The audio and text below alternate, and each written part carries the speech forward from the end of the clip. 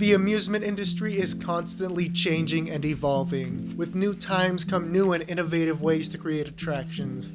Some of these innovations could lead to game-changing rides like Rocky Mountain Construction's new Texas Giant at Six Flags Over Texas, Arrow's Corkscrew at Silverwood, and today's topic, Bolligar and Mobilard's Batman the Ride at Six Flags Great America. Batman is one of the most important roller coasters in the industry's history, completely changing the way roller coasters were designed. This is the story of Batman the Ride at Six Flags Great America.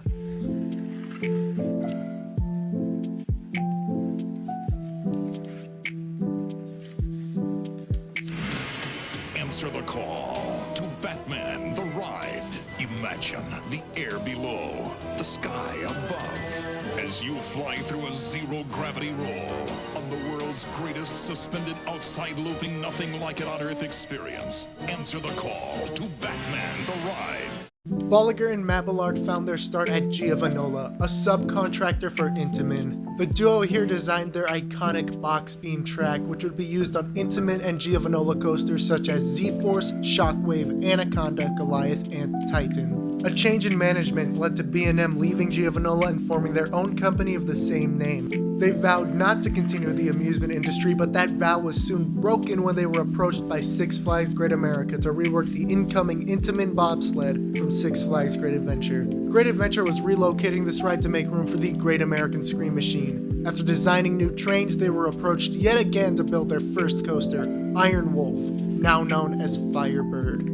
Iron Wolf was a success, further strengthening the relationship between B&M and Great America.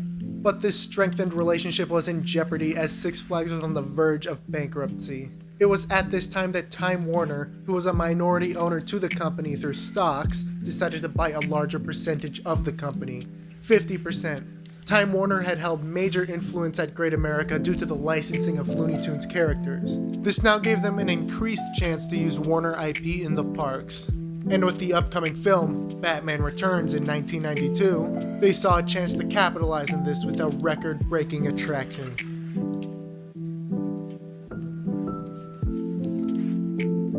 The suspended coaster was a model pioneered by the legendary manufacturer Aerodynamics, who were the first manufacturer to put a permanent installation of one of these. This came in the form of the original Bat at Kings Island, and this was a failure. The ride was a maintenance nightmare with its unbanked turns, poor brake system, and constant downtime. This first installation would quickly meet its end, and in order to repay Kings Island for the time and money lost in this ride, Aero built the Mega Looper Vortex in its place for free. After the failure that was the Bat, Aero would refine their suspended model and deliver the Big Bad Wolf at Busch Gardens Williamsburg, which to this day, over a decade after its closure, is still remembered as one of the greatest suspended coasters ever built. With Big Bad Wolf, the suspended coaster trend was born, and Aero was on top. Other manufacturers such as Vekoma also jumped onto the trend. They created similar rides using Aero track and trains, but nothing notable. The suspended coaster's main features included hanging from the track as opposed to running on top of it, and the signature swinging cars. Many of these models were introduced, including the previously mentioned Big Bad Wolf, Iron Dragon at Cedar Point, Ninja at Six Flags Magic Mountain, Vortex at Canada's Wonderland, and the new Bat at Kings Island, formerly known as Top Gun. Jim Wintrode, the general manager at Six Flags Great America, had tossed around the idea of one of these suspended coasters with inversions. Aero had proposed a corkscrew for their version, but this was never put onto any of their models, as it may have caused many issues. With the already disastrous Bat, only God knows what problems a corkscrew would have caused. Looking to move forward with this concept, Wintrode would approach B&M about the project. B&M was still riding off the success of their first coaster, Iron Wolf, Great America's stand-up installed in 1990. In the 2 years since Iron Wolf opened, they opened both Vortex at Carowinds and Vortex at California's Great America, both their stand-up model. When approached by Great America for the invert coaster project, they accepted the offer and began designing. The finalized inverted coaster differed heavily from the suspended coaster. While the suspended cars hung from the train and swung back and forth from a pivot attached to the wheel carriage, the invert had its seats in a fixed position, attached directly to the wheel carriage. Another major difference was the increased capacity. While the suspended coaster could only fit 2 per row, the inverted was able to fit 4. The invert also left riders much more open, with their legs being exposed, as opposed to the rather sheltered cars of the suspended model. The lack of swinging seats made the inversions possible on this model, which gave Great America the green light to continue on the project, giving it the name of Batman the Ride. The prototype invert began construction in the Yankee Harbor section of the park. The ride would be replacing the Schwarzkopf shuttle loop, Tidal Wave. Tidal Wave was shipped off to Six Flags Over Georgia, where it operated as Viper, until it was replaced by yet another B&M in the Flyer Superman Ultimate Flight, to which it was sent to Six Flags Kentucky Kingdom, where it operated as Greased Lightning until 2009 when Six Flags closed down the park. Batman was a tight fit for this plot, but Six Flags and B&M made it work, with the ride ready for a May 9, 1992 grand opening. The ride would climb its lift immediately after leaving the station and bring riders 100 feet off the ground below. It would enter a small pre-drop before swooping down to the left, bringing riders down almost 85 feet, reaching speeds of up to 50 miles per hour. The ride would immediately enter its first vertical loop, followed by its zero-G roll. After exiting the zero-G roll, the ride would enter a second vertical loop. The ride would then make a very sharp left turn before rising up into a larger right turn, which gave riders a few seconds to process the last few elements. The ride would then swoop down into its first corkscrew, make a sharp 180-degree turn, and then enter its second one. The ride would then make a sharp left turn into the final brake run. With its 5 inversions and relatively average stats, Batman was able to satisfy us in ways its competition couldn't, delivering an intense and fun experience that riders hadn't seen ever before. Batman the Ride covers more than a half mile of track in about 2 minutes. Even with a long wait, riders felt it was worth it. Oh. Yes! It's the best right here! It's so good! Batman is the best!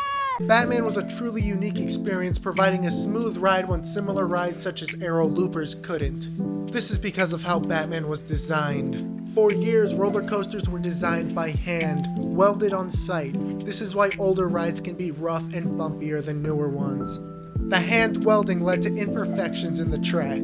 The concept of a glass-smooth coaster was always impossible until computers arrived on the scene. Aerodynamics, being the leading innovator at the time, stayed with the old ways, designing coasters by hand with cookie-cutter elements. Even when a custom computer-designed layout would have greatly benefited the rides. This was the case with their Mega Loopers, Shockwave, and Great American Scream Machine, which were made obsolete within a few years once computers came on the scene. Batman pioneered this era, and later rides such as Medusa at Six Flags Great Adventure, Apollo's Chariot at Busch Gardens Williamsburg, and other classic B&Ms.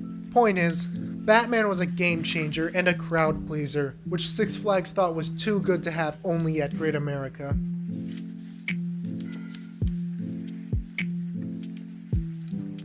This year at Six Flags Great Adventure, answer the call to Batman the Ride, the only suspended outside looping nothing like it on Earth experience, not even at Disney. The best news is that Six Flags Over Georgia is so close by. In '97, it's Batman the Ride, the ultimate ride experience. Only at Six Flags Magic Mountain. Come for the ride of your life. Later in the year, Six Flags Great Adventure would announce their clone of Batman the Ride. It would replace the former Lightning Loops. It would open to the public May 1st of 1993.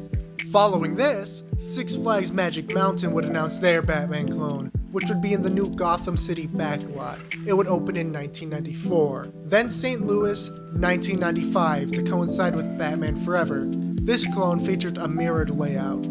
Over Georgia, 1997, coinciding with Batman and Robin, and Over Texas in 1999. In case it isn't obvious enough, Six Flags loves their Batman clones. They are crowd pleasers, but this cloning didn't end at Six Flags. Vampire opened at La Ronde, lacking the Batman name due to La Ronde not being an official Six Flags park.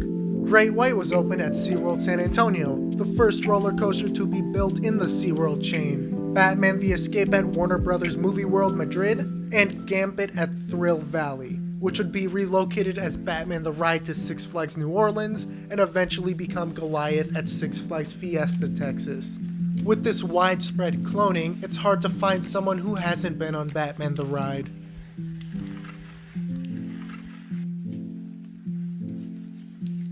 Batman the Ride is a once-in-a-lifetime attraction. It successfully paved the way for computer design to take over the amusement industry, leading to much smoother and more innovative rides. Without Batman the Ride, one could argue some of B&M's most iconic coasters wouldn't exist. Fury 325, Gatekeeper, Diamondback, none of them would have existed without Batman. It was truly a game changer, and one of the most important rides in recent memory.